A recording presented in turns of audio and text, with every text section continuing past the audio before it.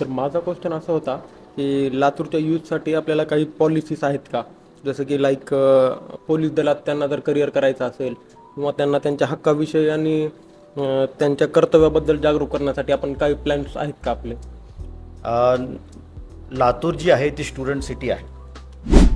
त्याच्यामुळे युवकांचा सहभाग पोलिसिंगमध्ये आणि पोलिसिंग रिलेटेड ॲक्टिव्हिटीजमध्ये फार महत्त्वाचा आहे आमच्यासाठी.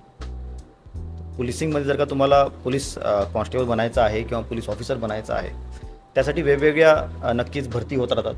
ज्यावेळेस मी आलो होतो त्यावेळेस मागच्या वर्षीच आपण एक भरती घेतली होती. मोठ्या प्रमाणात सहभाग आपल्या युवकांचा होता. रफली एक 6,000 मुलांनी सहभाग घेतला होता आणि फार कमी सीट्स 30 सीट्स काहीतरी होत्या आपल्याकडे. आणि जो जोश आणि जो उत्साह मुलांचा मी बघितला आहे, ज्या लेवलचं प्रिपरेशन मी त्यांचं बघितलेलं आहे, खरंच म्हणजे वी फील फॉर्च्युनेट की we are getting those qualified constables. मी भरपूर कॉन्स्टेबल्स बघितलेले आहेत ज्यांचं PG झालेलं आहे, MTechs आहेत, BTechs आहेत.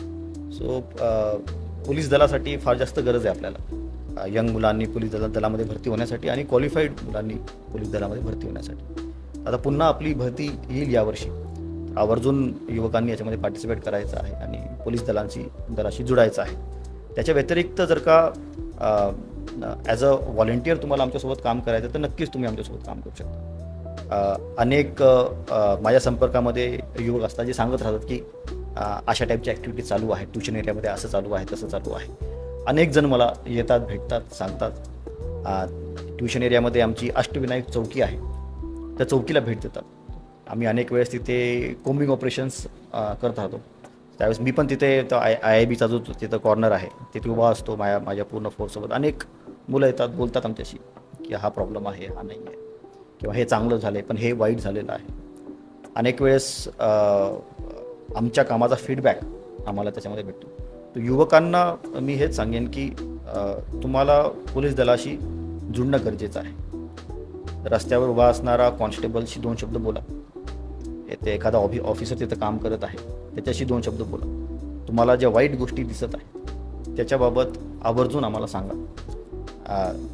त्याचं तुम्हाला जर का ऑफिशियली तक्रार द्यायची ती पण आपण नोंदवू. अनऑफिशियली जरी द्यायची आहे तुम्हाला, फक्त आम्हाला भरपूर वेळेस असतं नागरिकांचं की आम्हाला तक्रार द्यायची नाही पण आम्ही तुमच्या कानावर टाकत आहोत, असं जरी करायचं आहे त्यालाही काही प्रॉब्लेम नाही आणि त्याच्यावर नक्कीच पुढे कारवाई केली जाईल. तर त्याच्यामुळे युवकांनी आमच्यासोबत जुडणं गरजेचं आहे. अनेक वेळेस आम्ही पीस कमिटी मीटिंग्स बोलवत असतो. शांतता कमिटीच्या मीटिंग्स होतात, पोलीस स्टेशन्समध्ये होतात, SP ऑफिसला होतात, कलेक्टर ऑफिसला होतात. ज्यावेळेस मोठे मोठे सण उत्सव येतात तर त्यावेळेस मी बघतो की या मीटिंग्समध्ये सर्व असे लोक असतात जे हु are in their 40s 50s. त्यांचं काही ना काहीतरी सामाजिक क्षेत्रामध्ये काम असतं. नगरसेवक असतात, सामाजिक कार्यकर्ते असतात, संघटनेचे लोक असतात. त्यांनी नक्कीच आमच्याकडे यायचं आहे आणि त्यांचं नेहमीच स्वागत असणार आहे. पण मी नेहमी या मीटिंग्समध्ये सांगत असतो की युवकांना आमच्यापर्यंत आणणं त्या मीटिंग्समध्ये गरजेचं आहे, जेणेकरून तुम्ही या आमच्यासोबत संवाद साधा. तुमच्या काही प्रॉब्लेम्स असतील ते आम्हाला आवर्जून सांगा, जेणेकरून त्याच्यावर काहीतरी आपल्याला तोडगा काढता येईल. आपला समाज जो आहे तो फार मोठा आहे आणि युवक fortunately India is one of those few countries जिथे युवकांची जी संख्या आहे इट इज व्हेरी गुड. रफली 24% of our population is very young. आणि त्या यंगर पॉप्युलेशनचा फीडबॅक घेणे आणि ती यंगर पॉप्युलेशन कुठे वाईट प्रवृत्तीवर जाणार नाही यासाठी पोलीस दलाशी जुळणं फार जास्त गरजेचं आहे. आणि सर आता युवक जे आहेत पोलिसांशी बोलायचं म्हणलं की घाबरतात किंवा त्याचं करेज करू शकत नाहीत. तर त्यासाठी आपण युवकांमध्ये आणि पोलीसमध्ये कॉन्टॅक्ट होण्यासाठी आपण काय करू शकतो? तर याच्यामध्ये आता हा फार महत्त्वाचा प्रश्न आहे. ज्यावेळेस मी पोलीसमध्ये नव्हतो त्यावेळेस मला पण भीती वाटायची किंवा पोलीसवाले काय म्हणतील, काय करतील. मी कॉलेजमध्ये होतो, मला आठवतं ज्यावेळेस मी मुंबईला होतो त्यावेळेस ट्रॅफिक पोलिसनी थांबवलं तर मग आम्हाला भीती वाटायची की बाबा आता काय होईल. आणि अशा टाईपच्या अनेक गोष्टी वाटतात नागरिकांना. पण आता सोसायटीसोबत पोलीस दल पण चेंज होत आहे. आमच्याकडे यंग जनरेशन मोठ्या प्रमाणात भरती होत आहे आणि पोलीस काही बाहेरून आलेले नाही आहेत. हा आपल्याच समाजातले लोक आहेत. आता लातूर पोलीस दलामध्ये 90% of the people are from Latur. ते तुमच्याच शहरातले आहेत, तुमच्याच गल्लीमधले आहेत. ते कुठेतरी आमच्यासोबत जुडलेले आहेत, आमच्यामध्ये भरती झालेले आहेत. त्यामुळं पोलीस दल काही बाहेरून आलेलं नाही आहे. नक्कीच तुम्ही आमच्यासोबत कनेक्ट होऊ शकता, आमच्या ऑफिसमध्ये कधी येऊ शकता. तुम्हाला वाटत असेल, तरीही भीती वाटत असेल, तर नाव Latur police is on all social media platforms. फेसबुकवर आहे, इंस्टाग्रामवर आहे, ट्विटरवर आहे, व्हॉट्सॲपचे आमचे नंबर्स आहेत. आमची जी डायल 112 जी सर्व्हिस आहे, त्याच्यामध्ये एक व्हॉट्सॲप ॲप बनवलेलं आहे आता सरकारने.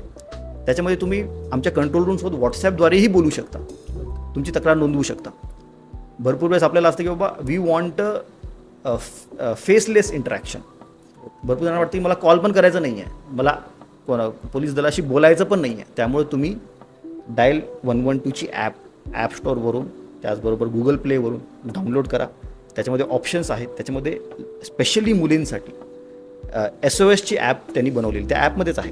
ते SOS बटन दाबलं तर तुम्ही जे इमर्जन्सी कॉन्टॅक्ट तुम्ही सेव्ह केलेले आहेत त्यांना मेसेज जातो, त्यांना तुमचं लोकेशन जातं, पोलीस कंट्रोल रूमला तुमचं लोकेशन येतं आणि पोलीस कंट्रोल रूमला कॉल येतो की या नंबरवरून SOSचा मेसेज आलेला आहे. नाव this is created by Maharashtra police emergency response team, जी आपली मुंबईमध्ये बसते. याची ट्रॅकिंग होते. ज्यावेळेस तुम्ही डायल 112ला कॉल करता त्यावेळेस ते कॉलची नोंद होते. तो कॉल किती वाजता आला, कोणाला तो रिस्पॉन्ड करण्यासाठी देण्यात गेला, त्यानं किती वेळामध्ये रिस्पॉन्ड केला, रिस्पॉन्ड केल्यानंतर त्यानं ॲक्शन टेकन रिपोर्ट फाईल केला जातो. तो ॲक्शन टेकन रिपोर्ट त्यानं काय टाकलेलं आहे तेही आमच्याकडे येतं.